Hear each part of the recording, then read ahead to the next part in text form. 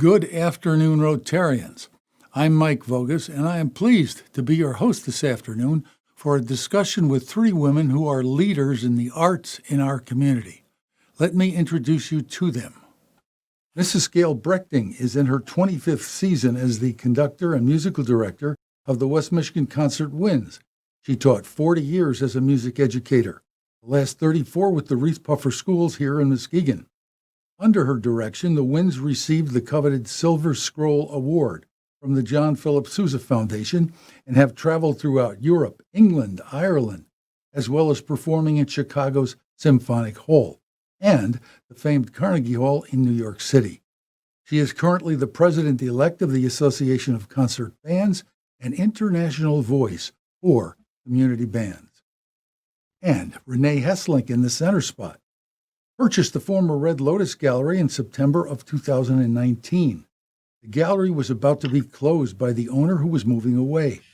The first few months were business as usual to get through the Christmas holiday season, and then closed almost all of the month of January to rebrand under the name of City Center Arts and refresh the look of the gallery. Renee is also vice president of sustainability for Nichols, a locally owned distribution company, as well as manager of Kitchen 242 at the Muskegon Farmers Market. And Erin Pyre was originally from Wisconsin and holds a master's degree in piano pedagogy. She spent 4 years running a private piano studio in Oshkosh, Wisconsin, before moving to Michigan in 2018. Now in nonprofit administration, she joined the team at the Arts Council of White Lake Nuveen Center as the director's assistant in early 2019 and took on the role of director in September of last year. Welcome all. Renee, let me begin with you. Please tell us about City Center Arts. What's its history and what is its mission?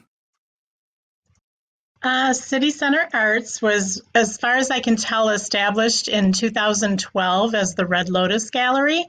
It was originally in a building across from MCC's Lakeshore Fitness Center.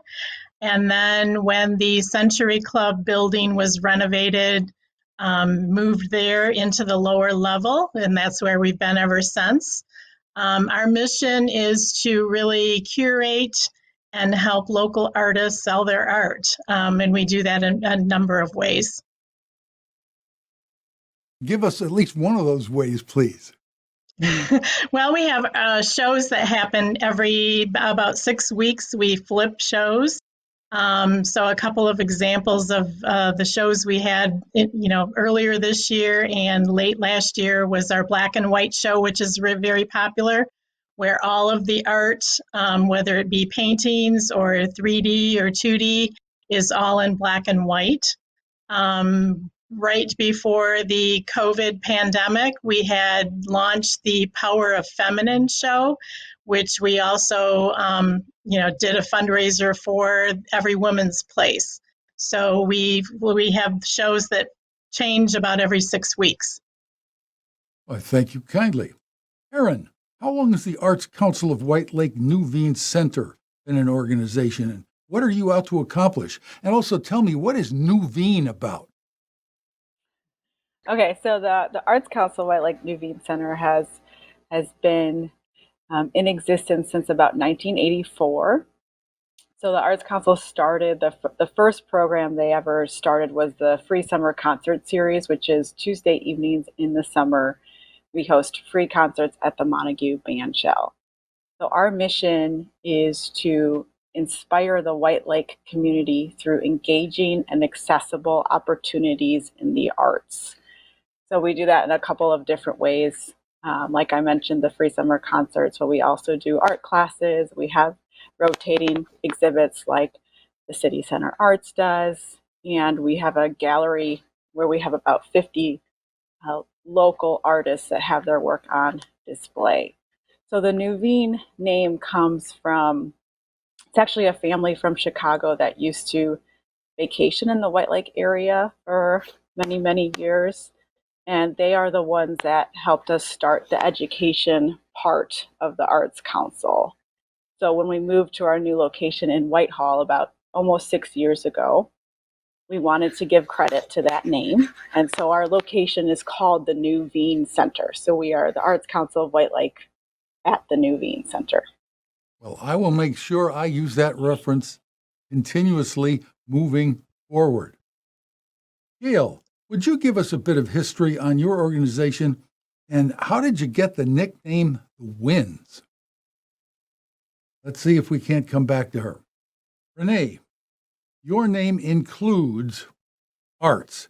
Share with us why art is as important to individuals and communities as it might be. Well, I know there's a lot of research out there on how important art can be, anything from visual arts to music or many other forms too. There's a quote that I really like by Leo Tolstoy, and I'll read that for you. Art is the activity by which a person, having experienced an emotion, intentionally transmits it to others. So I think art, in whatever form that might be, allows for creativity, and people need to be creative. They need to feel like they're creative. And I'm sure, Gail and they, can add to this as well. But it's just important for a person individually. And, it brings the community together in many ways. So I think that is very important as well. Well, I hope we've got Gail back because we lost you for a bit, Senorita. And now that you're back, I'm so pleased to see it. And would you give us a bit of history on your organization and how did you get the nickname The Winds? Oh, it's good to be back here. I didn't know what happened there for a moment. Yes, the West Michigan Concert Winds are in our 41st season. We were named many things over the years. I've been involved as the conductor for 25 years. And there was a group, some of you might know, being the Rotarians of Muskegon. It was called the Muskegon Symphonic Band, and Denny Emmons was the one that actually started it. Then it went from him to Don Miller. And when Don Miller passed away, I applied and I got the position in 1996. And since then have done that. The reason we're called the nickname of the Winds, once the name was changed to the West Michigan Concert Winds, was because Floyd Farmer was the person that was coming in and watching us and then doing a critique on us. And he put it in the paper as a review and he called us the Winds. So he actually nicknamed us. So it was an accident or was it on purpose, can you tell? I know Floyd pretty well, and I think it was just a way to call us a shorter name, perhaps, and it was the end of it, and he capitalized WINDS, Winds. So I took that as a hook, and I have used it ever since. So probably for the past 20-some years, that's our nickname, the Winds. Well, our Rotarians will recognize a program not too many weeks ago about Windsor, Dick, and they wound up with a nickname pretty much the same way. Aaron, please tell us about the kind of programming you offer and the impact that it's had. So we have a lot of different educational opportunities for people of all ages. So we do classes at our facility and also in other locations as well. We try to offer classes for youth and for adults. Right now, we have a really new, exciting program that we're doing in collaboration with the Playhouse at White Lake, and it's called Spark. It's a program for people with dementia and their caregivers, and it's actually the first of its kind in Muskegon. And we've gotten some support for this program from the Muskegon County Senior Millage. So Nancy Armitage is the facilitator for that program, and twice a month, she's hosting classes virtually because of COVID. But the first class of each month is centered on visual arts and takes place at the Arts Council. So she's here doing the class, and then the participants are joining virtually. And then the second class of the month is at the Playhouse and has to do with theater.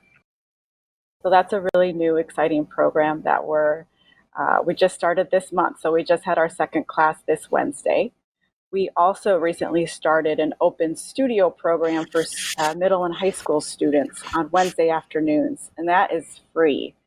And students just have to sign up, and they can come in and they can use our supplies and get some help from Susan Wink, our assistant director. She's a great art educator. There's also opportunity for music students, because my background is in music.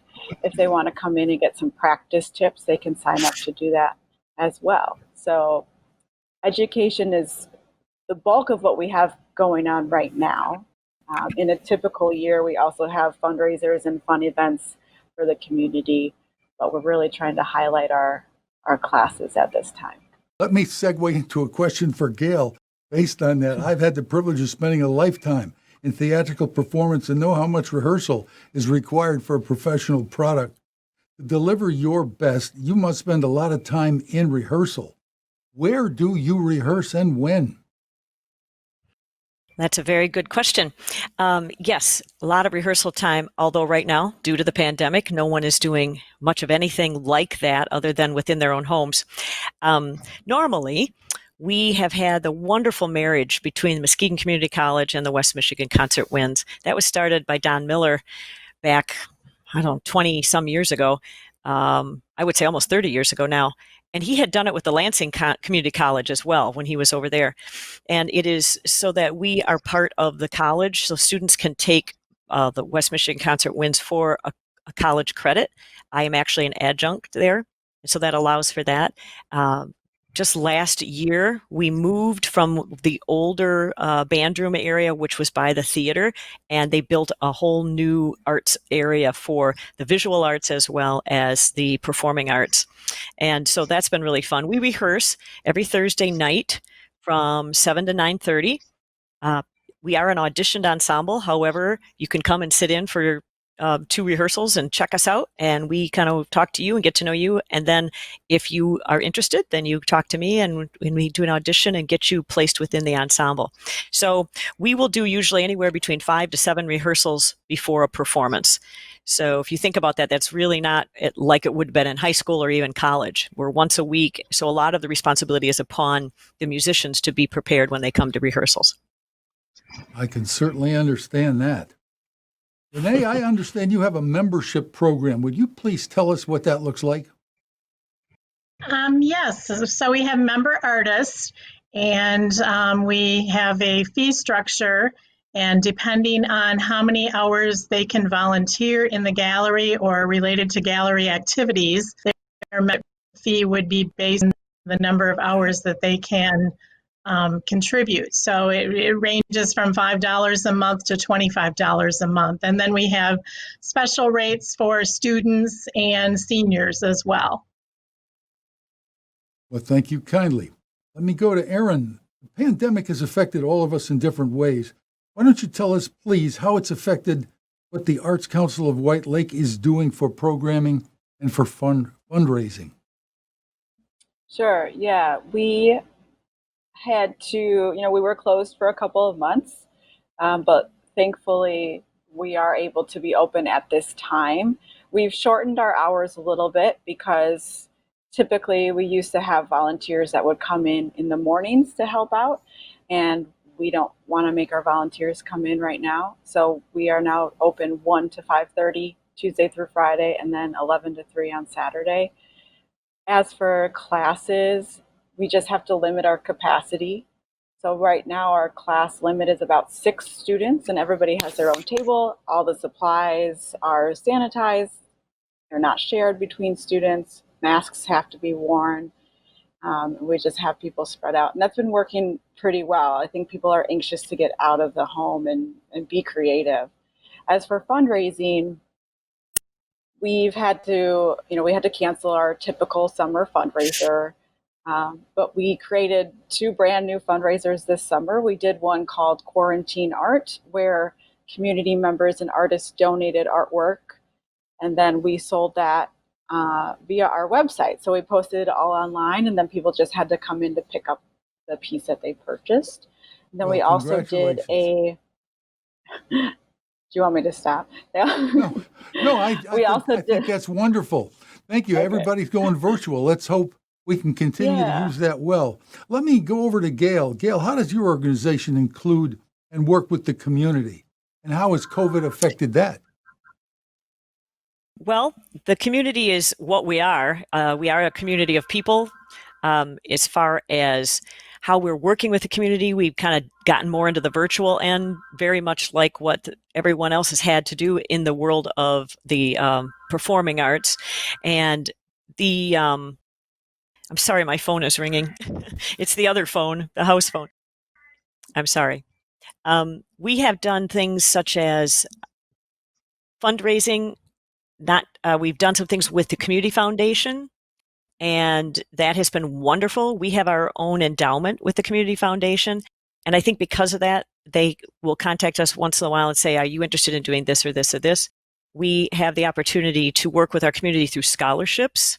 We used to always do our own scholarships, and the community foundation contacted me and they said, "We have a lot of money. You have the vehicle to help us find high school students of all types of instruments, including strings." And I say that because we are not a string ensemble. We're a wind band ensemble. And so every January and February, I am out looking for students who fit the qualifications to receive really great scholarships from various endowments from the foundation. So that is one way we work with the community. We work with the community through playing out in the community, of course. We did a wonderful thing with the the West Michigan Symphony Children's Choir. Last year we did a children's concert, and so we connected with them and with the children. And then we had students, we gave all kinds of like reduced price tickets to all the various elementary schools to try to get children to come in. We worked with the theater department at Reese Puffer to come in and bring their high school students to come in and be dressed up as Disney characters and things like this. We're always looking in ways to do that. We did a gospel concert last year and got a gospel choir that was developed by Joe Lane, who's a pastor in the Muskegon Heights area. And that was so much fun, a whole new style of music that was just delightful to work with. And so I'm always looking for things like that. We do a lot of veterans concerts and we bring veterans in. That was the one that got canceled last year. And veterans were going to come in at a reduced price. So we're trying everything we can to get people involved that are from the greater Muskegon area. As we reach the end of our time together, ladies, let me ask each of you one by one, is there anything we haven't talked about that you think would be valuable for our Rotarians to know? Starting with you, Renee.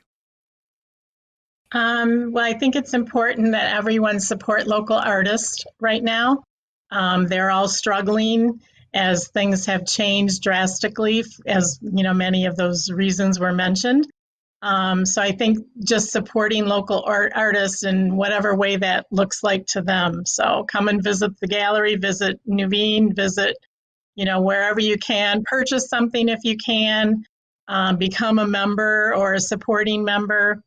Follow us all on social media so you know what's happening. Thank you. Erin, a closing remark. Renee did a great job. I feel like Well, I don't have that much else to add. Gail, I agree with everything Renee said. Yeah. Gail, anything to share with us as we close? Yes, actually, I would like to.